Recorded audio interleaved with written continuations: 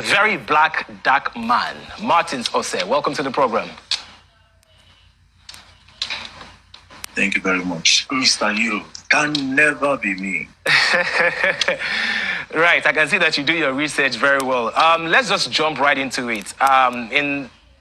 In the last 3 months, you have just sort of become this enigma, and even when people don't follow you, they'll definitely see you on their timeline because you're constantly commenting on a particular issue. Why do you care so much? Okay, first of all, before I answer, to the people criticizing me and my singlets, because since I started talking online, people pick on me for my singlets. I want you to know that my singlets go to national TV before you. Thank you very much. All right, so please, can you repeat the question? Thank you. The question is, why do you care so much about certain societal issues? Why do you lend your voice? Well, I care because, first of all, it is my duty as a Nigerian to not leave the whole responsibility for the government to fix, to also try my own possible best in order to make Nigeria a better place for not just me, also for my future. So that is why I try so hard to give my opinion about a lot of things. So you came into limelight because you were running commentary on a particular issue that involved a particular skincare brand, and of course, eventually other skincare brands. This individual said that the skincare brand hurt and destroyed her skin, and only to come out to apologize much later to this particular skincare brand. How did that make you feel, knowing that even the people that you were fighting for, the individual that you were fighting for, made a U-turn? Well, at the end of the day, I didn't feel really bad, first of all, because it was not really about that particular person. It was about the general public, However, the person made me go into the whole thing, But since when the person said, "Oh, apologize," when the person was supposed to also join me to stand up for what is right, at the end of the day, you understand, something like this is people. It's not everybody that have the mindset. It's not everybody that have the courage to actually stand up for what is right. So immediately the person just said, "Oh, I'm apologizing. I don't want to." I just said, "Okay." But I didn't really feel pain because it's about the general public at the end of the day. All right. Like I said, you lend your voice to a lot of issues. I want to tackle those issues in particular. Now, there was a particular video that you made. You were reacting to what Toke Makinwa and Bobrisky said about, women and how they should deal with married men. Why did you take up that particular matter?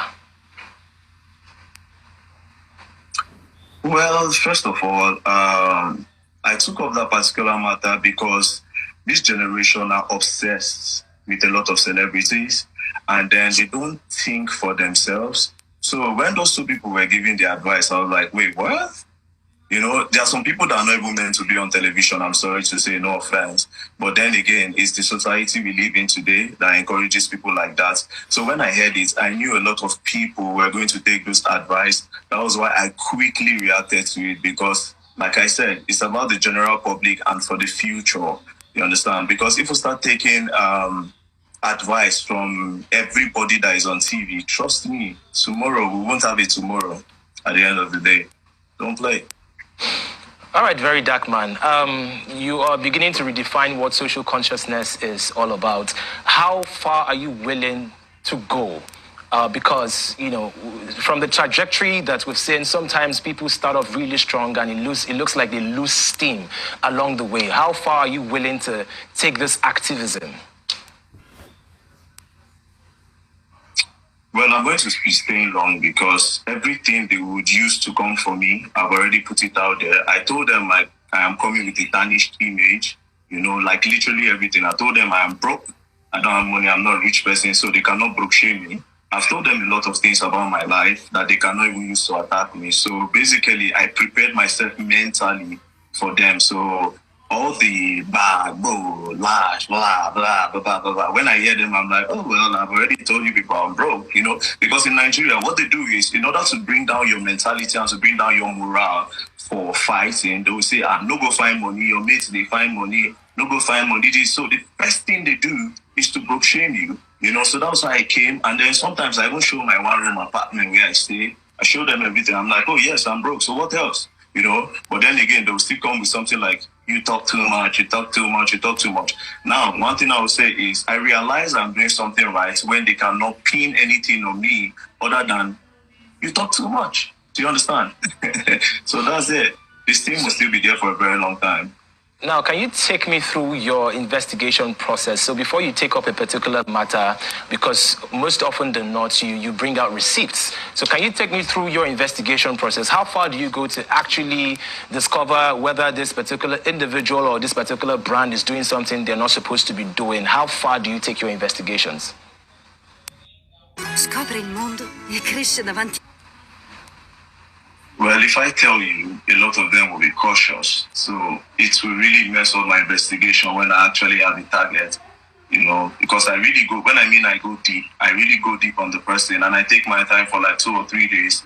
I will go like maybe like 2 a.m. when everybody's sleeping. I'll start searching and asking and doing this. So I'll go to social media and everywhere to make sure I get what I want. Google, I will even Google sometimes, use YouTube, you know, to actually pin my target and to be able to bring that receipt. So I don't fumble. But I can't tell you all about how I do my investigation. Else, my meat will leave the hunter's trap. All right, let's talk about the influencer culture. Most often than not, we've seen you call out certain celebrities for quote unquote misleading their followers, you know, and misusing their influence. How important is it for people to actually do their due diligence before buying a product or engaging in a particular service, as opposed to just believing what a celebrity says?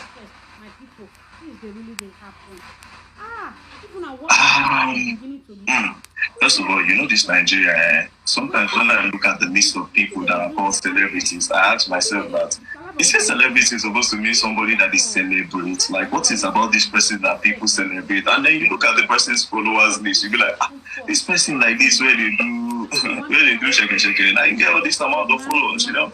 So, but then again, talking about how to really tackle the problem, I didn't get the question well, but I'll just flow with it.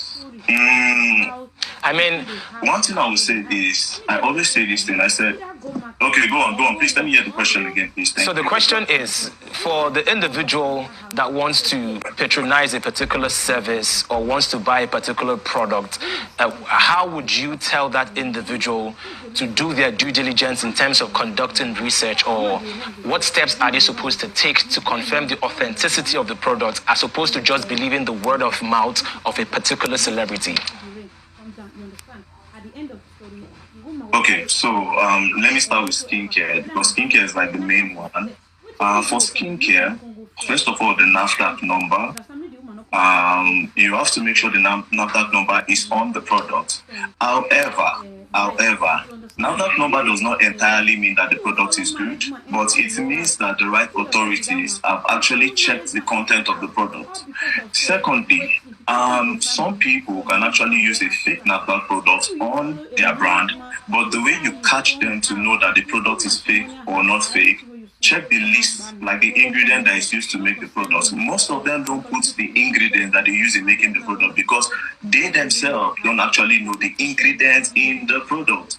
Some Olodo people will just mix things, but you know Nigerians don't really care. Nigerians they take words, they take advert from mouth, you know. They take advert from mouth, they'll be like, oh, now this thing now they make me glow. Oh, now this thing now they make me glow. You know, that's the only thing they check. Not knowing that, okay, if you have to do your own personal research, because then again, these people don't list out the ingredients in the products. You, where you won't go use the product, do you understand? You where won't go use the product. There are some things that you need to read so that you know if this thing that you are reading is okay for your own skin. But again, Nigerians take word from mouth. That is why most of them are really like buying what the celebrities are telling them, knowing fully well, because I am pretty certain, I've done my research on some celebrities, the product they advertise, they don't use them, but that's their business. I am not against them advertising, but you see, for skincare that people use, skincare especially because of skin cancer, kidney problems. Come on, man, you should be authentic to advertise things like that. That's all. So the measures are: look for the NAFDAC number, check for the ingredients. There you go.